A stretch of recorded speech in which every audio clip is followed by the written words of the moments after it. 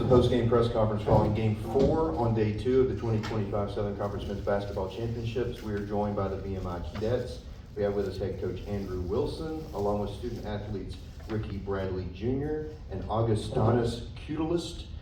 We will have an opening statement from Coach, followed by questions. If you have a question, just raise your hand. We have a mic for you to utilize as you ask your question. Coach?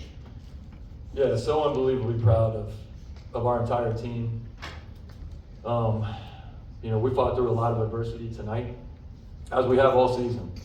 And to hold this team, UNC Greensboro, to 57 points, what a defensive effort from our guys.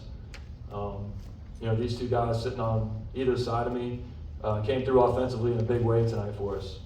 Augie having 19 points, Rick having 23 points, getting fouled 9 times. That's an incredible stat. And, we talked about, we knew this was going to be a rock fight versus UNC Greensboro. That's the way they play. Mike does an incredible job, has a great culture at UNC Greensboro. They're the best defensive team in our league, and they have been for years. And we have an incredible amount of respect for their program. And for us just to be able to, kind of weather their storm, we knew they were going to come back in a strong way in the second half. They made a big run and cut the game really close pretty early in the second half, and we were able to sustain their run.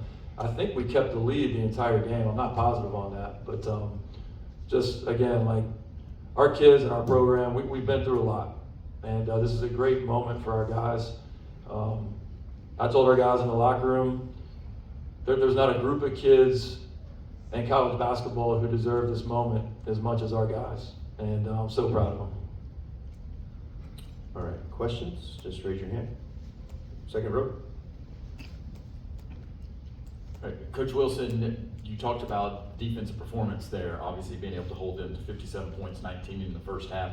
Outside of effort, what did you do from an X and O standpoint to be able to do that? Our defense is wild. Half the time, I don't even know what's going on. We play a lot of people call it an amoeba zone defense, a matchup zone defense. The one thing that does make it unique, we have no bumps in our zone, so everything's a slide. And our guys sometimes just make stuff up as we go along. And their communication in our zone is so good where guys can get pulled out of their area and they're still comfortable defending in that area. And we call it guarding your yard. And, we held them to 2 made 3-point field goals tonight. And that's probably the difference in the game right there. And usually when teams play a zone defense, sometimes it's a little more passive, or maybe you allow, maybe they're more compact zone defenses where teams are allowed to kind of get off a lot of threes. But I think for the most part, we contested most of those threes that they took tonight. And we're very aggressive in our zone, so we don't sit back. We try to pressure the ball. And we've got great communication. And we've got guys that have unbelievable defensive instincts. We're not the most athletic team in the world. We're not the quickest team. We're not the longest team. But we got guys that have real toughness, and we got guys that have very good instincts and understanding how to guard their yard. And I think that was the difference for us tonight. More questions? John?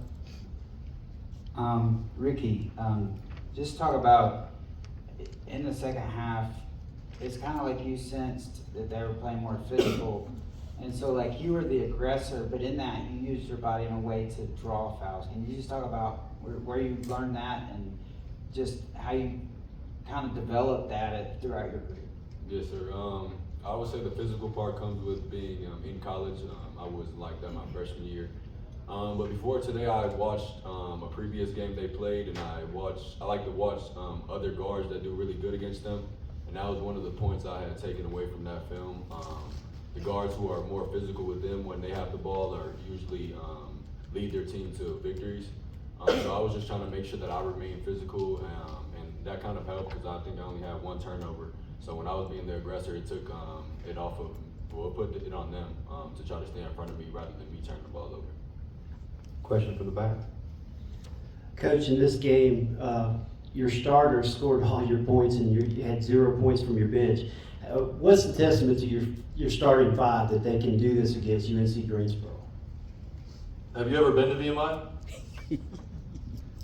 It's the type of kids that this place produces Playing in a basketball game is not the type of adversity that they face on a daily basis. And we told our guys before the game that we were built for a game like this, to go against what most perceive to be the toughest team in our conference, the most physical team for sure in our conference. And we felt like we were built for this moment, for this type of game. If you would have told me before the game started that we weren't going to have any points off our bench, I would have said we might be in some trouble. But you know, it's funny the way things play out sometimes. Our starters were playing so well, it was hard to take them out of the game. And one thing with our team, all of our experience is really in our starting lineup. So the guys that we bring in off the bench are all true freshmen. And in an environment like this, on a stage like this, freshmen have never been in this environment. And so to be able to rely on some guys that have experience, that have been in a moment like this, I think that was the key and the difference for us tonight. Another question from the back. Coach, do you think it's an advantage to be able to get 36 minutes or more out of your 5 starters, and how does that impact your game plan moving forward? It's going to be hard to duplicate that tomorrow night, right? You're in a tournament environment where, you know. But I'll say this: it's you got to put everything you have into the game that you have, and tomorrow's not guaranteed to any team at this point in the season, and so you really can't afford to look ahead, because you have to try to handle business with the opportunity that you have. And I really didn't want to play these guys this amount of extended minutes. But again, they were playing so well. And again, they kind of just kept fending off the runs that Greensboro was trying to throw at us. I felt like I couldn't get them out of the game. And then it's that experience factor. Again, when your 3 main guys coming off the bench are all true freshmen, that's a tough situation to put guys in. And we trust our entire team, but our starting 5, you know, we trust these guys implicitly, and you know, we were able to hang on. Time for a couple more, maybe one for Augustinus. Well, I mean, in a minute. okay, yeah. Well, Andrew, I know obviously the season's far from over, but do you ever take a moment to maybe sit back and just kind of reflect on what's transpired to go from 4 wins to the conference semifinals? Yeah, I do it all the time. And that's when I told my guys in the locker room that nobody deserves this moment more than them. A lot of people didn't think we could get to this point. And to be honest with you, a lot of people didn't think that we could field a competitive basketball program in this league. This has been the 12th rated league out of 32 Division I leagues over the last 5 years. This is an incredibly difficult league to navigate. And people doubted that we could build a program here. And, you know, our main focus when we went into last offseason was bringing in guys who were the right fit. It was fit over everything, because we believe that off-the-court fit at VMI is more important than any other Division I school in the country. And we feel like we hit a home run with the guys that we brought in, that they are the right fit, that they did come here for the right reason. And it's like a band of brothers. I mean, when you see these guys, the way they act off the court, the way they are when we go to team meals, this is a really, really close-knit group. We've got great chemistry, great camaraderie, great togetherness, and we have talent. And when you throw all that together, you get the results that we've gotten. And, you know, again, like, I think we'll have an opportunity to reflect on the season once it's over. I've been telling my guys for the last couple months, I don't know what our destination is, but there's something out there for us. And luckily, I think they've believed in my message. They bought into it. And I still believe there's something else out there for us to go get. And so right now, it's just one day at a time, because tomorrow's not guaranteed. Time for one more. This is, I guess, for both you guys.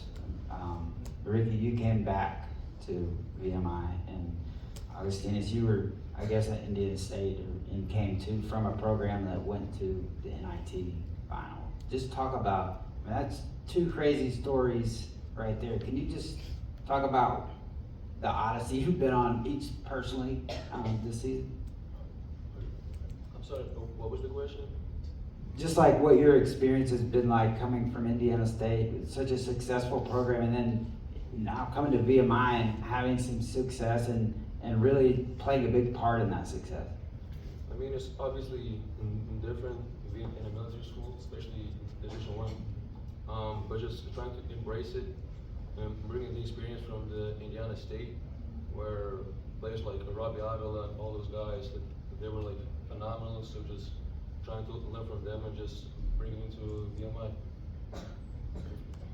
Coming back, I just knew I would have to take a leadership role. As a freshman, we were 5 freshmen playing, so it wasn't really no leader. We were just out there trying to figure things out. But coming back here, I knew that even though the last year I had, it wasn't me, and Coach Wilson was honestly the only Division I coach to see that. So I mean, coming back, I knew that I would have to take a leap from my freshman year that I had, and then I would also have to become more of a vocal leader, which I've been trying my best to do. I know I'm not always perfect at it, but I've been trying my best to just lead these guys because I know that I have a lot of experience in college. With that, Coach, thank you to you and your players. Congratulations. We'll see you